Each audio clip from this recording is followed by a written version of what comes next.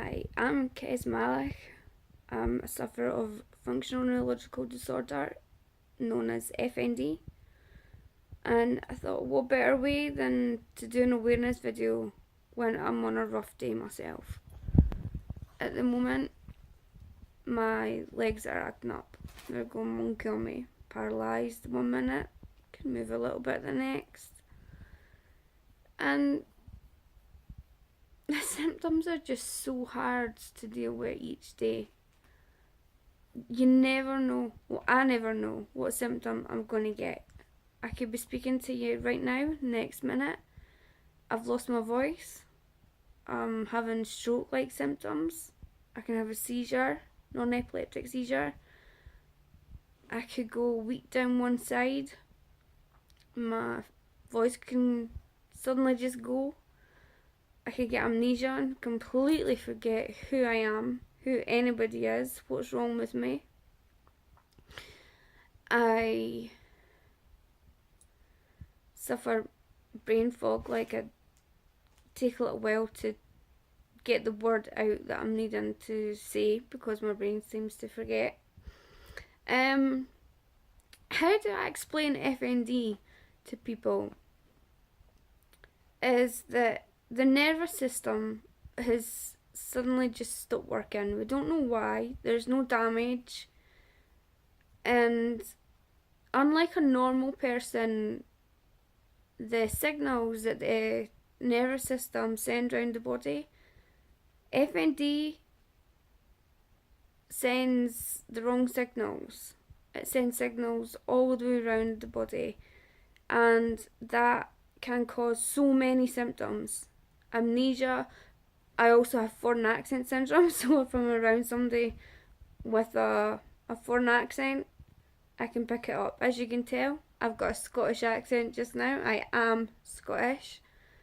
But that can change. I could be watching something on TV and pick up the accent.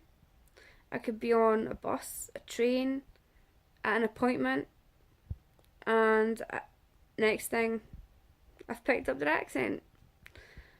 Sometimes I don't even have to be round anybody and the accent will change.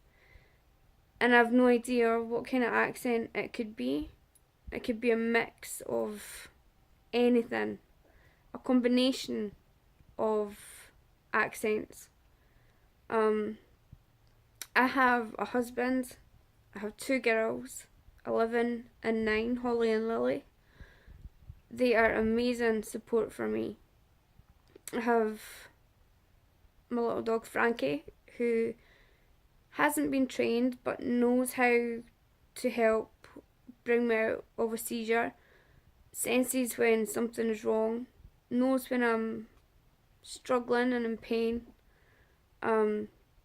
He gets to go quite a bit of places with me to keep me safe because he'll just jump up. He's a chihuahua, so he just jumps up onto my knee on the wheelchair, and the distraction most of the time helps. It's coming up for 2 awareness days that we have.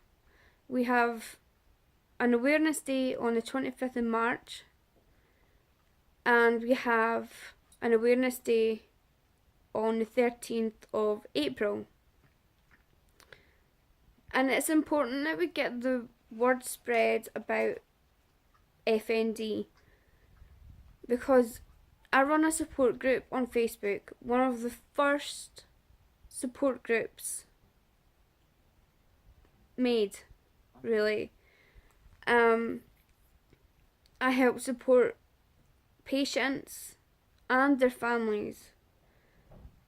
It's so hard to hear so many people come onto the group and being told they've got FND and then sent away and left with nothing. They don't get anything, any help. They're just left to it. Doctors, most doctors, won't even take the time to read up on FND. We are so lucky in the UK because we have we have Dr. John Stone in Edinburgh, who is my neurologist, who's one of the most leading FND researchers. We have Professor Edwards in London, two amazing men doing so much to try and help. My GP, Dr. McKenna, is also so helpful because he knows of FND, which is really helpful for me because he knows what I'm going through. But not everybody has that. Not everybody has the support that I do. And that's why I try my best. Even on my worst days, like today, I am so bad in pain, in movement. I've already had stroke-like symptoms. They've cleared up a bit now. I'm stuck in my bed today, trying to rest and take it easy. But we need people out there. We need you to help us. We need the NHS. We need hospitals, doctors in the US, in New Zealand, in Australia, all over, to take a stand and learn what FND is. It's a neurological condition that can come with mental health issues, but it's not a mental health condition. I don't have mental health issues. We don't know why my FND started. It happened in December 2010. I woke up one morning the day after my little girl turned 2. So my youngest daughter doesn't know what it's like for me not to have this condition. And it breaks my heart because every wish that she makes, every birthday, she wishes that I don't have FND. I fight every day, every single day, every minute of the day to try and be strong for my family. I have a big family. I have a lot of support.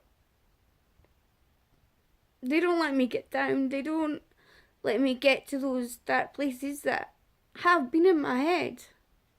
The places that you think you can't go on. But do you know what?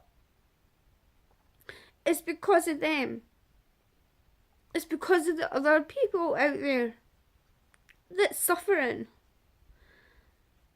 that I will do whatever I can in my power to help them. I'll stay up all night if I have to speak to someone who's feeling like they can't go on anymore. They feel like they're stuck, that there's nothing left in life. I was bedridden for 2.5 years. And then my dad brought in two amazing men into my life. Bob Burns and George Watson, hypnotherapists,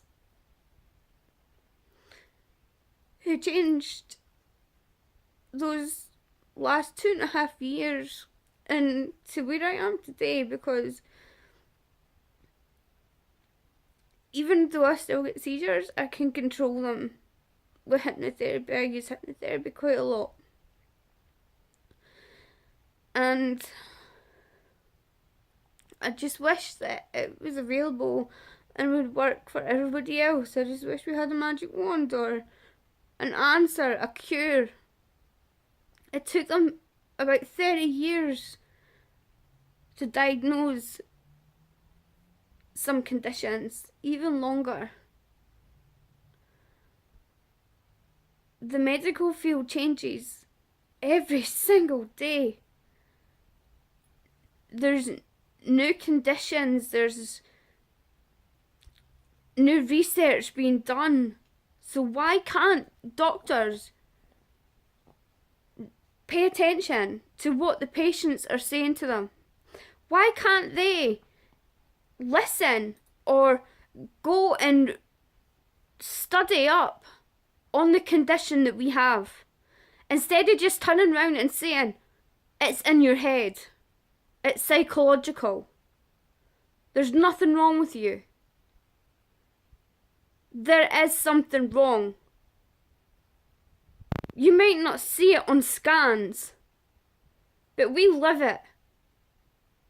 Every day we live it. And we're not going to be putting up with, oh, it's in your head. There's nothing that we can do, because guess what? There is. There's a lot you can do. You can have some compassion for when you're speaking to a patient. I was in hospital once, years ago, with a non-epileptic seizure that would not stop. I was with my family, my husband, my sister, and my mum. And the ER doctor turned round and said, if you don't stop this now, you're going to cause yourself a stroke. As you can imagine, how scary that would have been, how scary that was to hear. Because I couldn't stop that seizure. I couldn't just flick it like a switch. There was nothing I could do. I had to ride that out. And that seizure lasted 24 hours straight before it stopped. Yes, we did put a complaint in. That doctor did get reprimanded. And we did contact my neurologist, who confirmed that no, my non-epileptic seizures will not cause me a stroke. So, if there's any doctors out there and you don't know what FND is, slash conversion disorder, which is an old term, then I think you should be out there and you should be studying up, because the next time someone comes into your work, comes in to see you, they might be coming in with this condition. And how would you like it if someone turned round and told you it's in your head? All that medical training that you've done for all those years, what if they turned round and told you it's fake? It's fake. See all the certificates and diplomas and everything else that you've got? Doesn't mean a thing. Why should we be the one who has to tell you what our condition is? I was also recently in hospital the other week, and I got put onto a ward, and I had a seizure. Do you know, not one person on that ward knew what to do. They didn't know if I was having an epileptic seizure. They didn't know I was having a non-epileptic seizure. They tried to remain calm, but in the same bit, they were panicking. They turned me onto my side. They kept trying to reassure me that everything was okay. I'm able to talk a little, stumble out some words through my seizures. And I kept trying to tell them, diazepam. That's what helps my seizures. But none of them understood what I was trying to say. So you need to get awareness. We need to get awareness out there, because your life, it changes overnight.